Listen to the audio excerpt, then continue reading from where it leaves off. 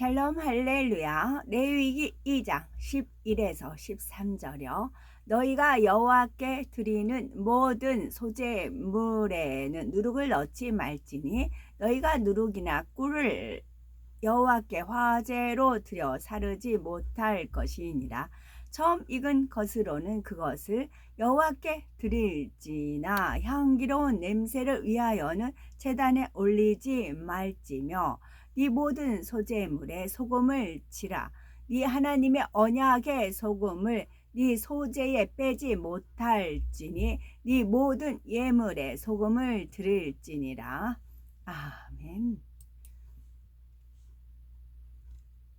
소제의 구체적인 방법을 살펴보므로 어떻게 하나님 앞에 감사해야 하는지에 대해서 증거합니다. 소제는 곡식을 곱게 갈아 드리는 제사입니다. 원래 하나님께 드리는 제사에는 반드시 속죄 제물인 소나 양 등 짐승의 피 흘림이 있어야 합니다. 먼저 짐승의 피를 흘려 우리의 죄를 사할 때라야 우리의 기도와 간구가 거룩하신 하나님 앞에 상달될 수 있기 때문이지요. 그러나 소제는 대체로 번제와 함께 드려지는 것으로서 별도의 피 흘림이 없는 감사의 제사입니다. 사람들이 땅을 갈아 수고하여 곡식을 얻을 때 심을 씨와 먹을 양식을 주시고 수확하기까지 지켜주신 하나님께 감사하여 그 수확 중에 처음 열매와 좋은 것을 구별하여 하나님께 소제로 드렸던 것입니다. 오늘날 우리에게 있어서 소제란 삶 가운데 일용할 양식을 주시고 모든 좋은 것으로 채워주신 하나님께 감사의 마음으로 올려 드리는 예물입니다. 우리가 감사의 예물을 드릴 때는 어떻게 드려야 하나님께서 기뻐 받으시는지 구약 시대 소제의 절차를 통해서 잘 알 수 있습니다. 소제를 드릴 때 항상 곡식의 고운 가루로 소제의 제물을 만들어야 하며 그 위에 반드시 기름을 붓고 향기로 유향을 놓아야 한다 했습니다. 이는 영적으로 어떤 제목으로 드리는 감사의 제물이라 해도 정성을 다하며 중심으로 드려야 함을 나타내고 있는 것이지요.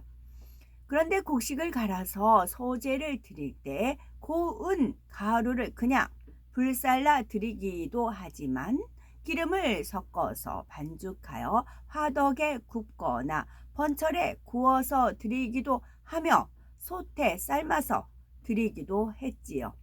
소제를 이렇게 여러 가지 방식으로 드리는 것은 사람들이 일용할 양식을 얻기 위해 세상에서 살아가는 방식이 다양하며 그 안에서 하나님 앞에 드려지는 감사의 조건들도 다양하다는 것을 의미합니다.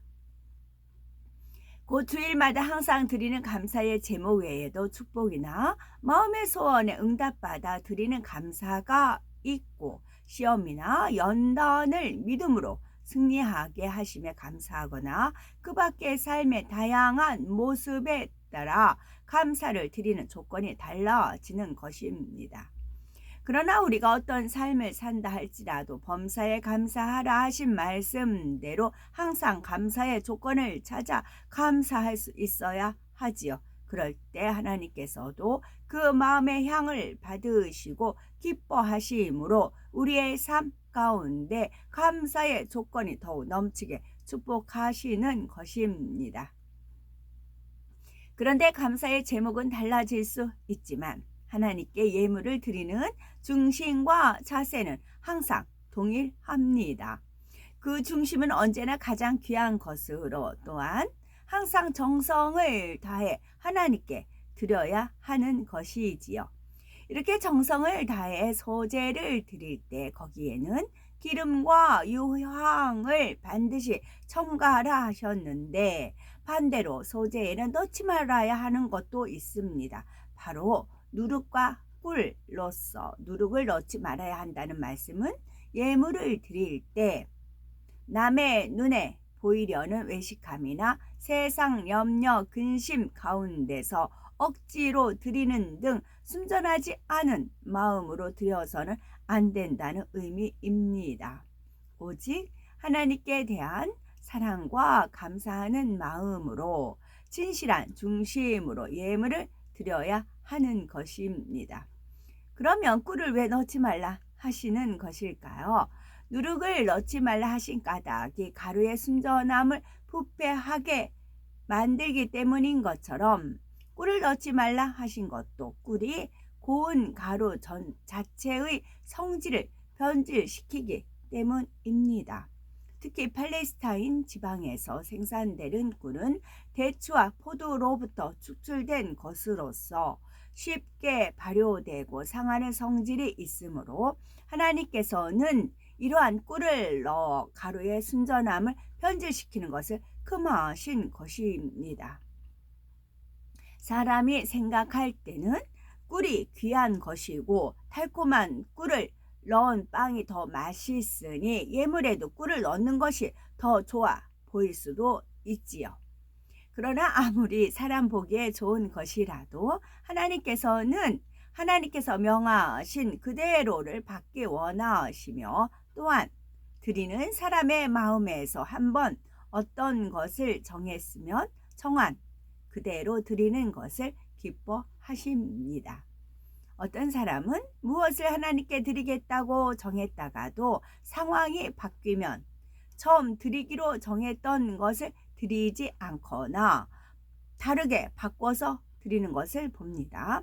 그러나 하나님께서 명하신 것을 사람의 생각 속에 변질시키거나 성령의 역사에 따라 어떤 것을 하리라고 정한 것을 자기 유익에 맞춰 변개하는 것을 싫어하십니다. 그래서 신명기 23장 23절에 보면 자원한 예물은 네 하나님 여호와께 네가 서원하여 입으로 언약한 대로 행할지니라 했고, 레위기 27장 9절에서 10절에는 사람이 예물로 여호와께 드리는 것이 생축이면 서원물로 여호와께 드릴 때는 다 거룩하니 그것을 변개하여 우열간 바꾸지 못할 것이요, 혹 생축으로 생축을 바꾸면 둘 다 거룩할 것이라 하셨습니다. 한번 어떤 짐승을 드리기로 정했다면 그보다 나쁜 것으로 바꿀 수 없음은 물론이요, 더 좋은 것으로 바꾸어서도 안 되며 임의로 바꿀 때는 둘 다 드려야 한다는 말씀이지요. 더구나 하나님께서 명하신 것이나 성령의 주관을 받아서 드리기로 작정한 것이라면 반드시 정한 그대로 변개함 없이 드려야 하는 것입니다. 하나님께서는 예물을 드릴 때뿐 아니라 우리가 범사에 정한 마음으로 하나님 앞에 드리기를 원하십니다. 사람의 마음에 변개함이나 간사함 같은 속성이 있으면 이로 인해 하나님 앞에 합당하지 않은 행함이 나오지요. 예를 들어 사울 왕은 하나님의 명하신 것을 자기 보기에 좋은 대로 변질시켜 불순종함으로 하나님께 버림받기까지 한 것을 볼 수 있습니다.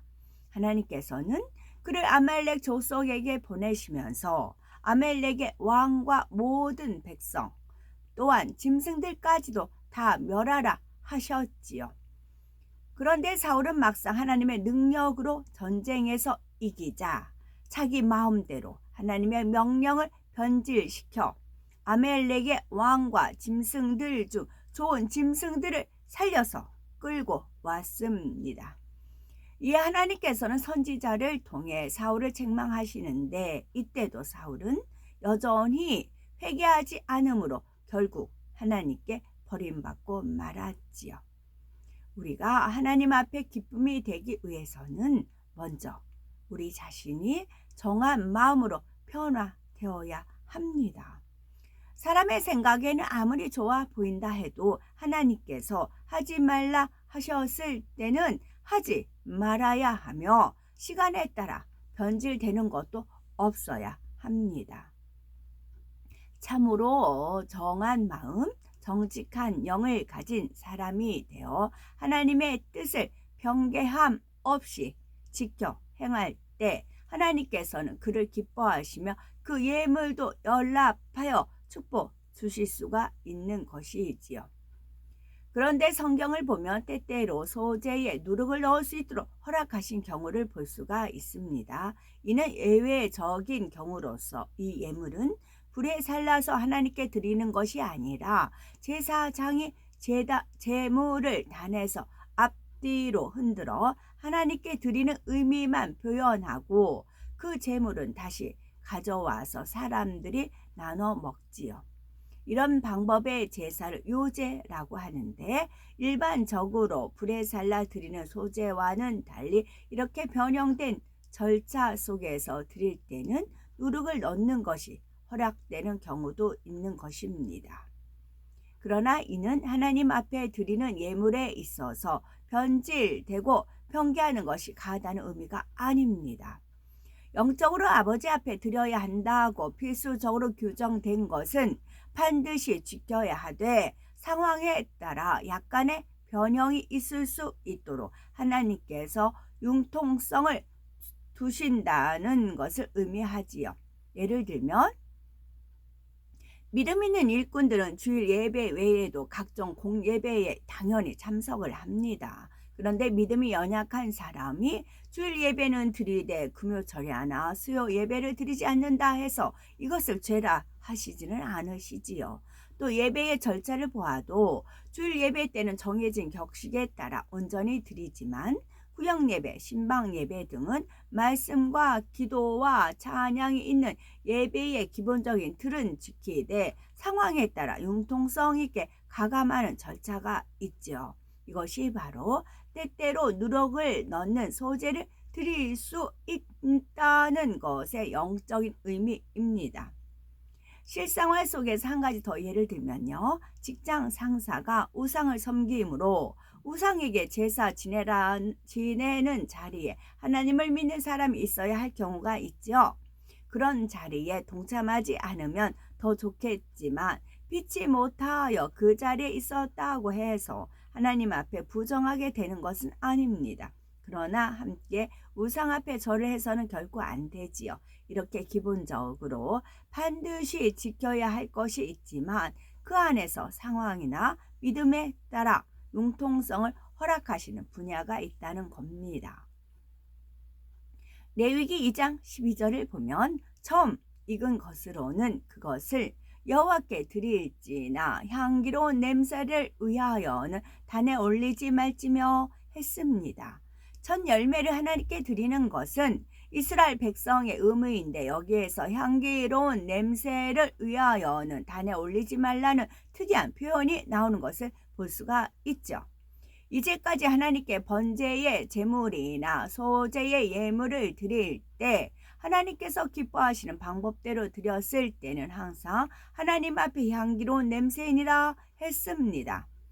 이처럼 하나님 앞에 드려지는 예물은 하나님께서 기뻐 흠양하실 향기로운 냄새로 드려야 하는 것이되 육적인 냄새를 목적으로 곡식을 불에 살라서 그 타는 냄새를 바라게 하는 것을 목적으로 해서 단에 올려서는 안 된다는 것이지요.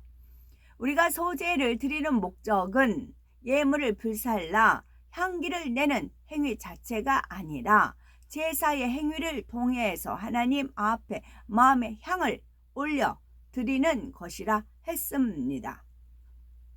그런데 아무리 좋은 것을 많이 드린다 해도 하나님께서 기뻐하실 중심으로 드리지 않는다면 그 소재의 향은 사람 편에서 향기로운 냄새일 뿐 하나님께서 기뻐하시는 향기가 될 수 없는 것입니다.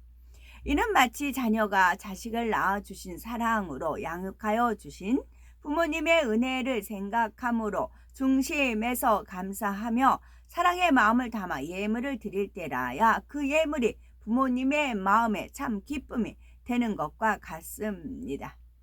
우리가 예물을 드릴 때는 영원한 생명을 주시고 일용할 양식을 주신 아버지께 대하여 넘치는 감사와 사랑의 향으로 마음을 다해 정성껏 드려야 합니다. 만에 하나라도 습관적으로 드리거나 중심의 향이 없이 예물을 드리면서 자신이 하나님 앞에 할 바를 다한 것처럼 생각해서는 안 되지요. 하나님께서는 소제를 드릴 때 그 곡식을 드려서 태우는 육의 냄새를 바라게 하므로 내가 하나님께 할 바를 다했다 하는 마음이 아니라 정녕 그 예물 안에 믿음과 소망과 사랑을 담아 중심의 향을 바라게 하기를 원하십니다.